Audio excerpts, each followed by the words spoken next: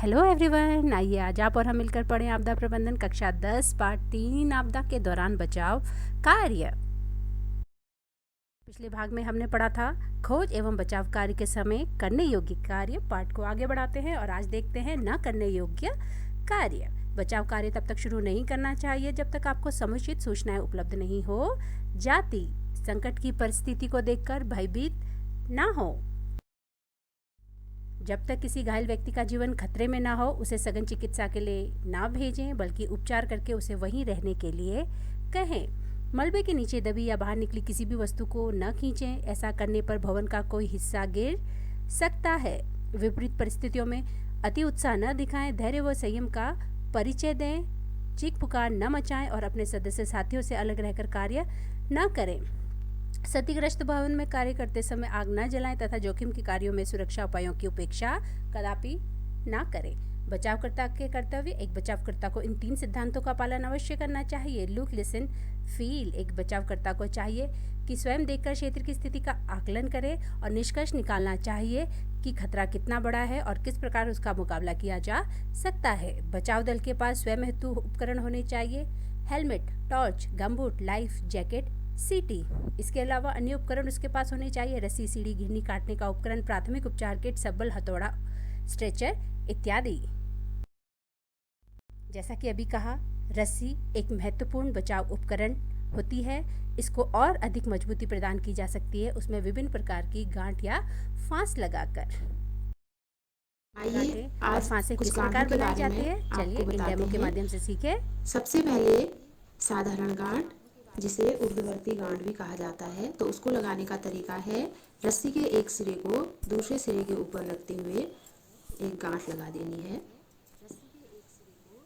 ये कहलाती है साधारण गांठ या ऊर्ध्ववर्ती गांठ। अष्टम गांठ। अष्टम गांठ लगाने के लिए सबसे पहले एक साधारण गांठ लगाएंगे, फिर उसे पलटकर इस तरह से फिगर ऑफ 8 या अष्टम गांठ ये बन जाती है। Timber hitch. टिम्बर हिच लकड़ी में लगाई जाती है। सबसे पहले इस तरह से एक अंदर से लेते हुए लूप बनाएंगे इसमें, और ये लूप बनाते हुए फिर बची हुई रस्सी को इस तरह से लपेट दिया जाता है। ये कहलाती है टिम्बर हिच या लट्टा फांस, लट्ठा फांस या टिम्बर हिच। और इसको टाइट से इस तरह से खींच दिया जाता है। ये बन गई टिम्बर हिच। पाल गांठ या डॉक्टरी गांठ। इसको लगाने के लिए सर्वप्रथम एक हाथ के सिरे को दूसरे हाथ के सिरे के ऊपर रखते हुए नीचे से लाया जाता है, फिर उसी सिरे को दोबारा अगले सिरे पर रखते हुए फिर बीच से बाहर निकाला जाता है। डॉक्टरी गांठ या पाल गांठ।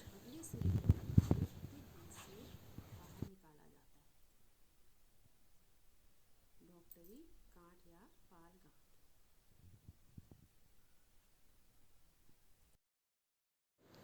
ध्रुव गांठ या चक्री गांठ। ध्रुव गांठ या चक्री गांठ के लिए भी हम इस तरह से लूप बनाएंगे और इसे 6 के आकार में इस तरह से, ये वाला सिरा ऊपर होना चाहिए और ये इधर की ओर इस तरह से एक लूप बनाएंगे।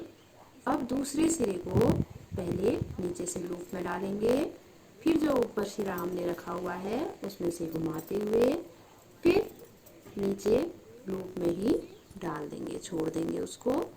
इसके बाद ये 3 सिरे नीचे की ओर और एक सिरा ऊपर की ओर खींचेंगे। ये बन गई ध्रुव गांठ या चक्री गांठ। इसकी ये विशेषता होती है कि ऊपर की ओर एक सिरा रहता है और ये 3 सिरे नीचे की ओर रहते हैं। इसे अटल फांस भी कहा जाता है। मछुआरा गांठ या फिशरमैन नॉट। तो इसके लिए इस रस्सी के दोनों सिरों को आपस में मिलाते हुए खींचेंगे और दोनों सिरों पर पहले एक साधारण सी गांठ लगा देंगे। ये हो गई और इधर ये। अब गांठ सही बनी है या नहीं बनी है ये जांचने के लिए हम इन दोनों सिरों को खींचेंगे। अगर इस तरह से खींचती है गांठ तो इसका मतलब ये गांठ सही है। इसको बोलते हैं मछुआरा गांठ, फिशरमैन में नॉट। खूंटा फांस। खूंटा फांस के लिए हमें एक लकड़ी की एक डंडे की आवश्यकता होती है। डंडे में खूंटा फांस लगाई जाती है।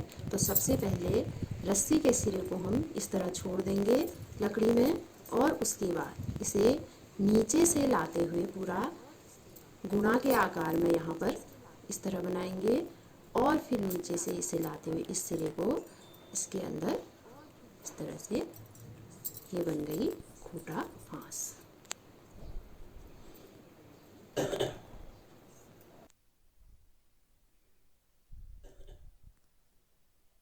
रस्सी आपातकालीन स्थिति में जीवन रेखा की तरह है, इसलिए इसका रख रखाव भली भांति किया जाना चाहिए। आइए अब देखते हैं प्राथमिक सहायता फर्स्ट एड। किसी दुर्घटना के तुरंत बाद किए गए ऐसे उपाय जिनके द्वारा पीड़ित की हालत को और बिगड़ने से रोका जाए प्राथमिक चिकित्सा कहलाती है। प्राथमिक चिकित्सा शुरू करने के मुख्य उद्देश्य होते हैं जीवन को बचाए रखना, स्थिति को बिगड़ने से रोकना, जहाँ तक संभव हो स्थिति में सुधार करना। एक प्राथमिक उपचार बैग में होनी चाहिए विभिन्न प्रकार की पट्टियाँ, छोटे और बड़े सूती जाली के टुकड़े, रुई के कुछ पैकेट, छोटी कैंची, डिटॉल या सेवलॉन, जीवाणुनाशक क्रीम, पीड़ानाशक दवा, साबुन, थर्मामीटर, दस्ताने, ORS घोल के पैकेट, एक मग या ग्लास।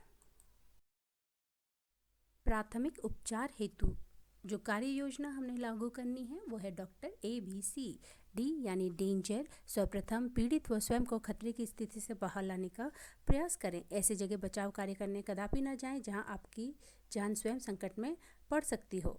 R रिस्पॉन्स यानी प्रति उत्तर, पीड़ित व्यक्ति को हिलाएं, उससे पूछें hello are you all right, क्या आप ठीक हैं। यदि वे अपने कंधे उचकाता है, अपनी पलकें झुकाता है या हाथ हिलाता है तो समझिए कि वो आपको रिस्पांस दे रहा है। जो तीसरा स्टेप है वो है एयरवे।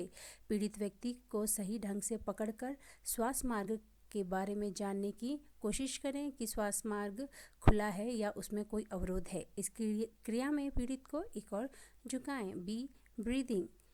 पीड़ित को सांस लेने में अक्सर कठिनाई होती है। ऐसी स्थिति में पीड़ित की छाती की उतार चढ़ाव को परख करें, सांस सुनने की कोशिश करें। सी परिसंचरण सर्कुलेशन। पीड़ित की नाड़ी की जांच करें तथा धड़कनों की संख्या को 15 सेकंड में गिन लें। चित्रों के माध्यम से इसे स्पष्ट रूप से समझें। चित्र 1 में पीड़ित व्यक्ति की स्थिति की जानकारी ली जा रही है। चित्र 2 में प्राथमिक उपचार शुरू किया जा रहा है। व्यक्ति की ठोड़ी को थोड़ा सा ऊपर और सर को पीछे की ओर झुकाया जा रहा है। चित्र 3 में छाती की धड़कन व हरकतों को देखा जा रहा है। चित्र 5 पीड़ित की स्थिति को महसूस करने की कोशिश की जा रही है। चित्र 5 में पीड़ित के पांव को सीधे तथा सर को पीछे की ओर झुकाया जा रहा है। चित्र 6 में पीड़ित के पांव को ऊपर खींचा तथा फर्श पर पंजे के बल सीधा किया जा रहा है और हाथ को गाल के पीछे रखा हुआ है। चित्र 7 में आप देख रहे हैं पीड़ित के सर व पांव को सहारा देकर अपनी ओर मोड़ा जा रहा है। चित्र 8 में आप देख रहे हैं कि ये जो पोजीशन होती है जिसमें हमने पीड़ित को रखना है, ये सांस लेने में पीड़ित की सहायक होगी। तो हमने पीड़ित को इस पोजीशन में लाना है। तो आज का पाठ हम यहीं पे समाप्त कर रहे हैं। अगले जो भाग होगा उसमें हम पढ़ेंगे अन्य प्रकार के खतरे व उनसे निपटने के उपाय। Thank you.